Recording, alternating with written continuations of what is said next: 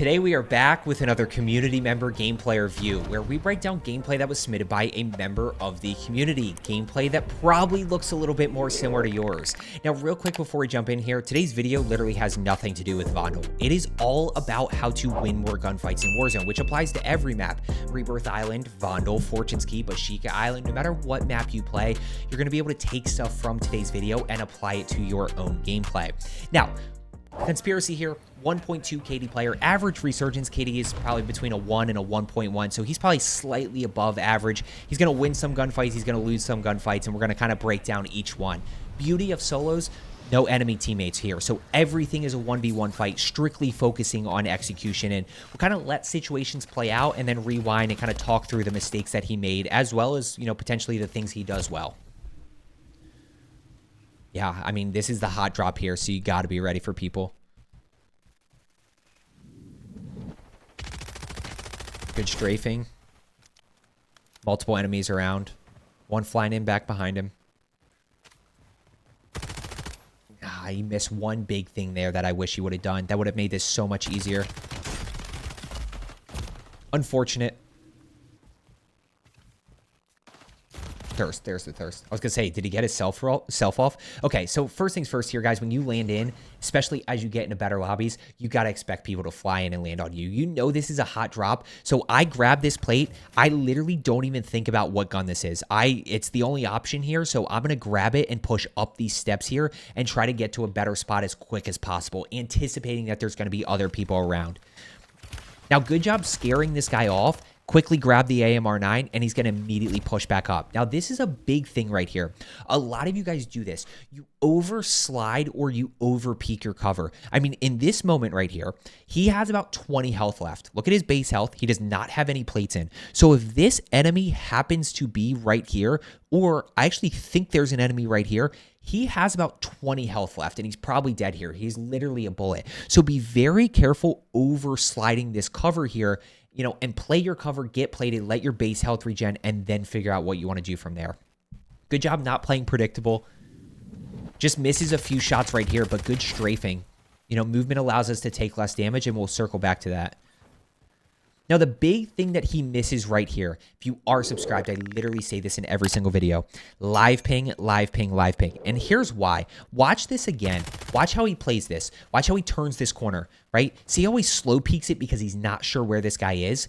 Now, if he live pings this enemy right about there, if we can sneak the live ping right here, then what we're going to see is we're going to live ping him. We're going to track him, and he's going to stop right about here. Right? So then when Conspiracy goes and pushes, now Conspiracy can confidently go around and basically anticipate him, at which point he can get the first shot and make up for the fact that he's down 2 plates potentially in this gunfight. So, you know, that's where live pinging takes away players' ability to play unpredictable and allows you to anticipate them better. Instead, you know, unfortunate there that we just ran out of ammo. I actually think he probably wins that gunfight if he has more ammo, but you can see that hesitation there kind of has him on his heels a little bit and kind of puts him in a tough spot.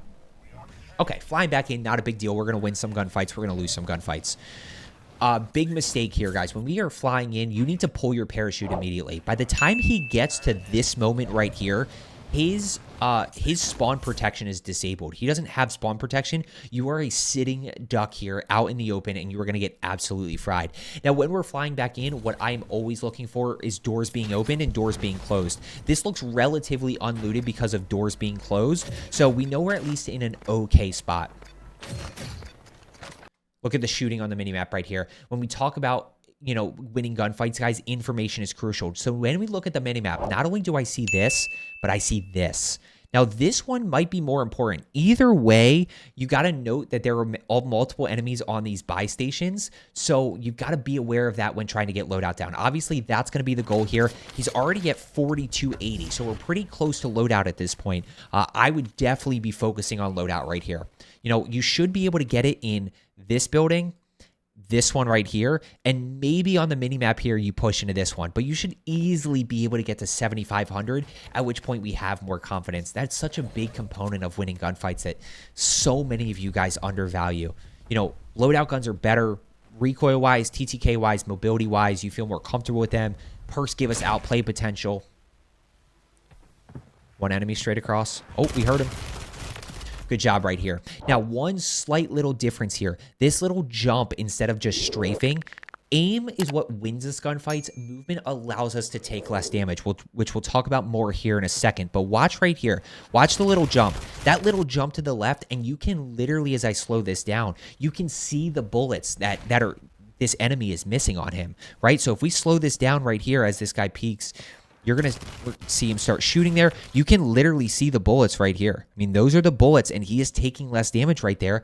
And those two bullets, I mean, technically speaking, maybe he takes another bullet or two after that. He could have lost that gunfight. But the importance of movement and taking less damage along with hitting high damage areas is that as we get into solo duos, solo trios, solo quads, we got to find a way to get cleaner kills. Those cleaner kills are what allow us to challenge with momentum and, more importantly, prevent teams from stacking, because we have to spend less time plating before we get back into the fight. So we know there's still one enemy kind of straight across here somewhere. There's somebody over this way.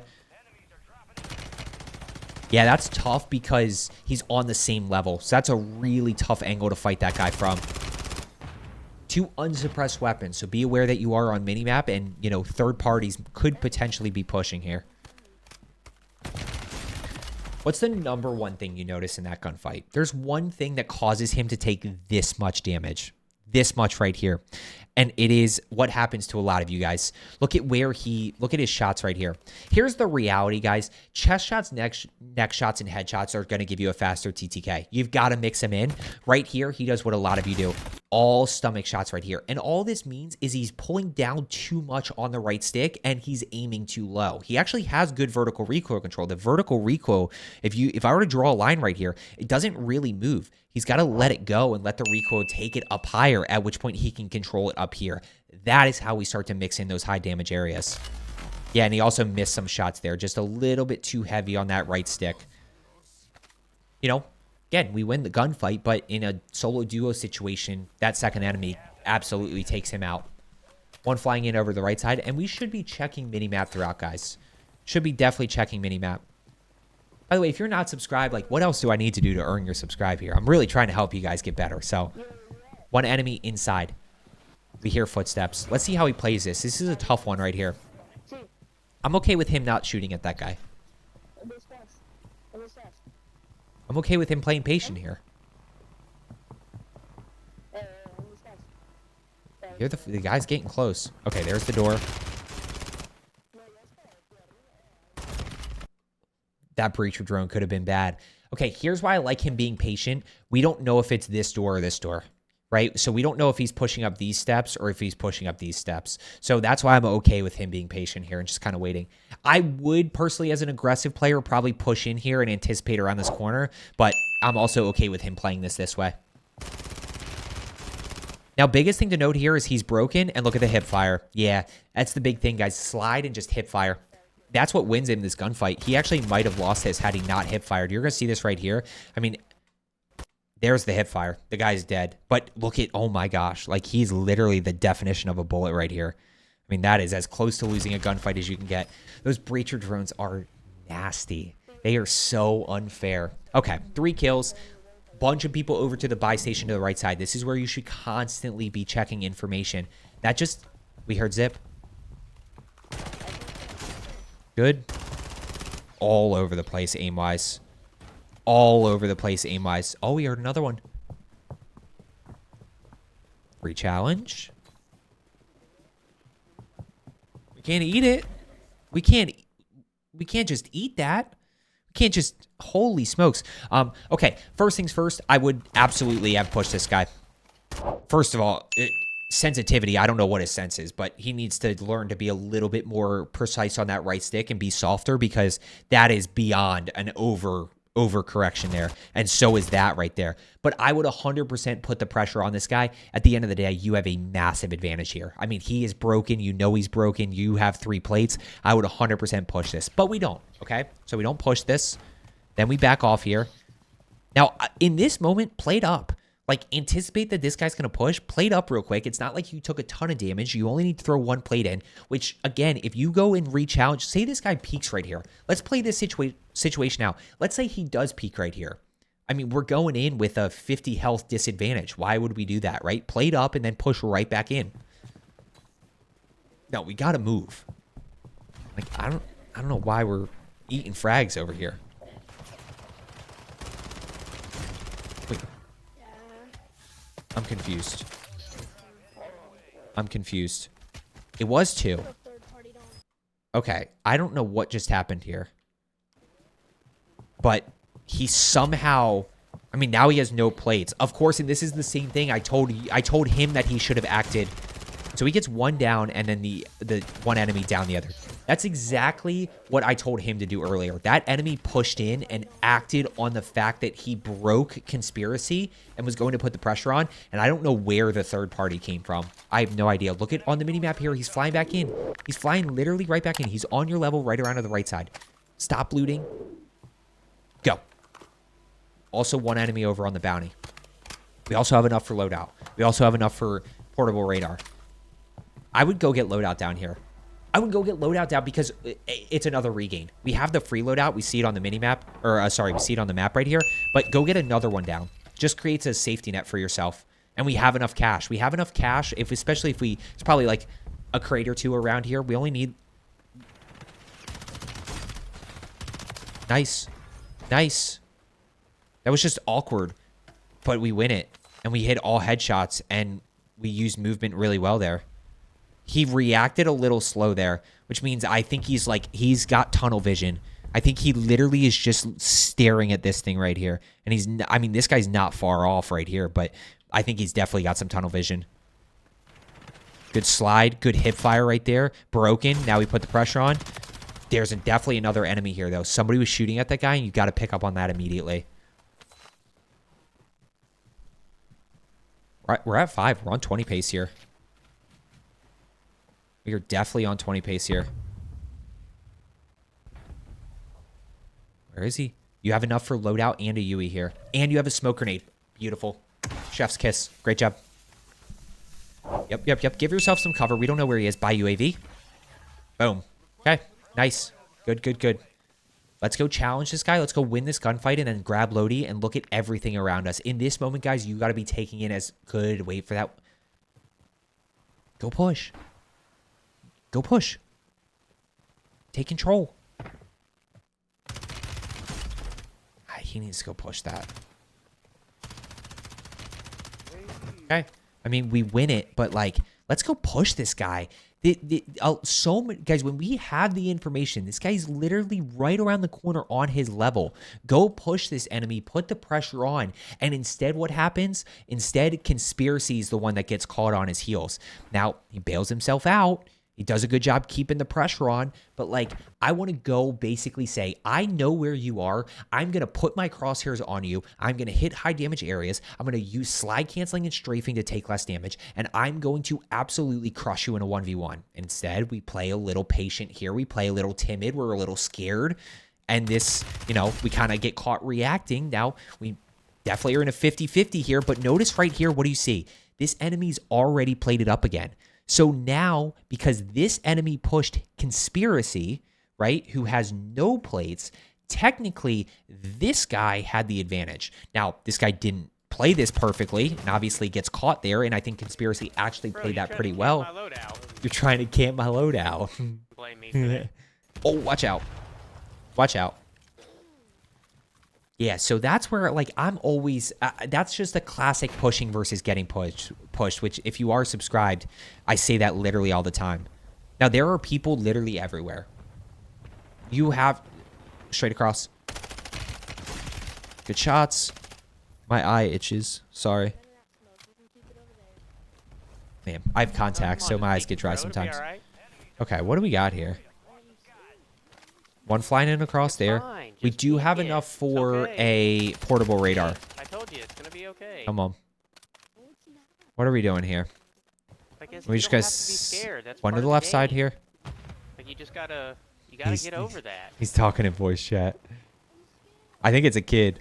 Oh, it literally is. You can't see it, but his clan tag is I'm12. See how much better that is? See the difference between this fight and the one we just watched with the Black Noir skin? So he's down. He's definitely... He should play it out. Okay, there we go. Look at the difference here. First fight, awkward. We kind of put ourselves in a bad spot. That time he pushes. And what do you notice here? What's the number one thing I want you to notice? When you push people, it forces them to execute. You force them to execute perfectly, and 9 times out of 10, they are going to make mistakes. What's the mistake here? Watch this enemy overcorrect his recoil. Tries to correct. Just missed so many shots right there. And this enemy is broken before he even touches conspiracy. You know what that means? That means when we are in a 1v2 situation or a 1v3 or 1v4, we only need to throw 2 plates in order to get right back in that fight. $88,620. Let's go ahead. Let's buy UAV. Let's go buy UAV here. We're at 7 kills. I mean, we're getting third party, but we're staying in control a little bit. Good shots. I think he's having trouble plating. I'm going to be honest with you. I think he's having some issues. He definitely has to start plating quicker. Now, when you look at the centering, just so good. And this is what I mean by pre-centering. Like pre-centering. I would like to see him slide cancel, because here's the thing. Here's the one thing I'll tell you here. So first of all, perfectly on the doorway. Right? Like that's what I want, so that when you slide out here, right, you're already centered. Now, here's the thing. Here's what he does wrong here. If this enemy happens to be right here and he is aimed down sight, he is literally looking right at conspiracy. What I want conspiracy to do here, and what I would love to see, is if you slide cancel hard and you can almost take the angle to get to the head glitch right here, at which point this guy has to correct, which exactly what we just saw. 9 times out of 10, they make a mistake, at which point you can go ahead and you can start to get that advantage. So that is how he should play this, instead of slow peeking this corner, which should give him a little bit more. By the way, he has 2 smokes, so even if he does take damage there, he could 100% smoke his way out of it. Oh my god, this fucking door. Yeah, the door's... That guy's still... And we're just gonna... I mean, are we just gonna wait here? I mean, go buy UAV. You can leave this fight. This guy's throwing nades. He's not pushing. I'd be tempted to leave this. I'd be like, you're playing really weird. Using movement to take less damage. Really good job there. Just again, forces this enemy, puts this enemy on his heels, forces him to make a play. This guy's jumping his heart out and not shooting his gun enough. He needs to learn how to shoot his gun and jump at the same time, as opposed to just jumping and trying to shoot all over the place. Aim assist is strong, but it's not that strong. Get out of this corner as soon as possible. Nice. Pushing versus getting pushed, right? He challenged that enemy. He instead of waiting for that guy to shoot him, he pushed that guy. He put the pressure on that enemy. Once again, I think that might be the theme of today's video. When you push enemies and put the pressure on them strategically, you force them to make mistakes. And that is what allows us to also take less damage. One over to his left side here. I'd also be tempted... Why do UAVs not work in Resurgence? Like, how do we go? I don't understand how we go from this to this in one ping. Like, that is, what? Just doesn't make sense. Just makes no sense whatsoever.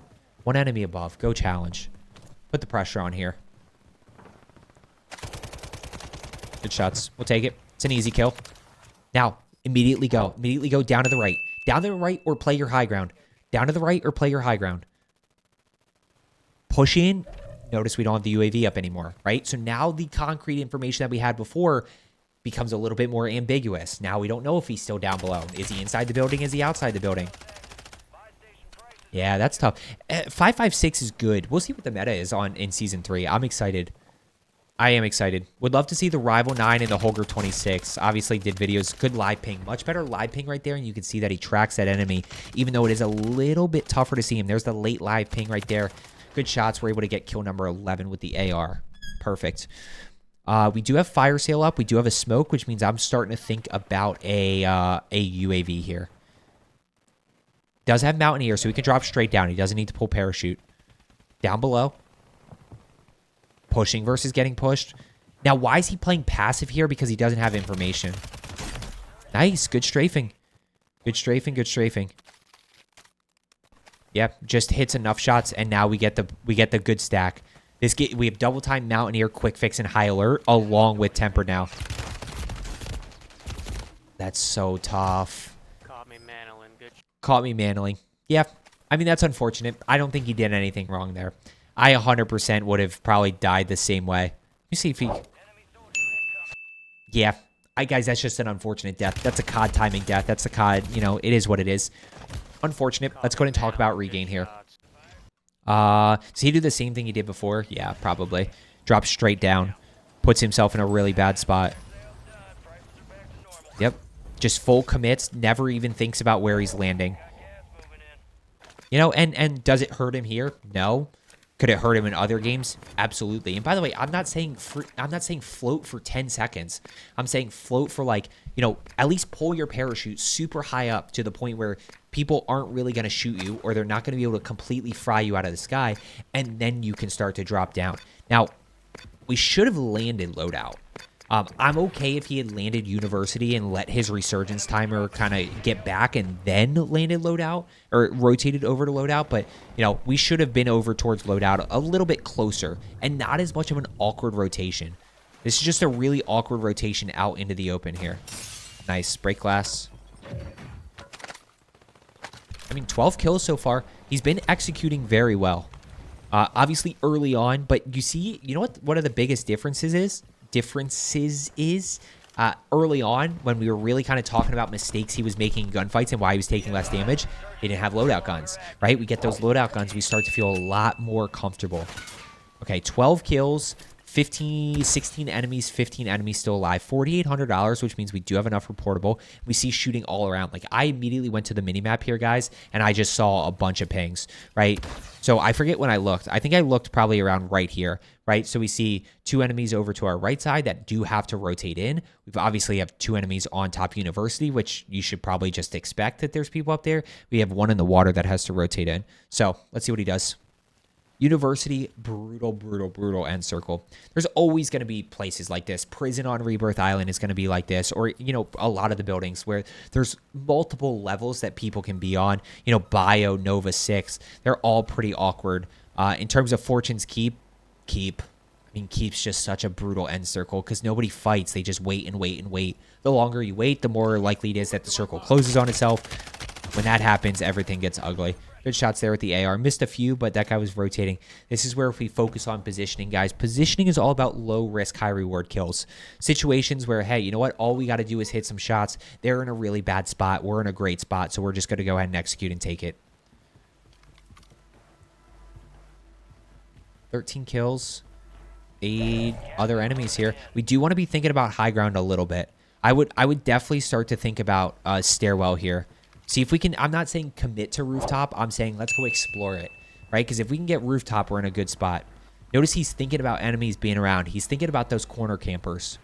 He's thinking about those people that are tucked away. You know, he's putting his crosshairs different places. Still up above. Yep, we heard shooting there, so we checked minimap. We just confirmed that it's on the rooftop. Left side. No information here. Outside of zone. So guys, I'm checking minimap constantly for info. I think you saw that guy, yeah. You saw him.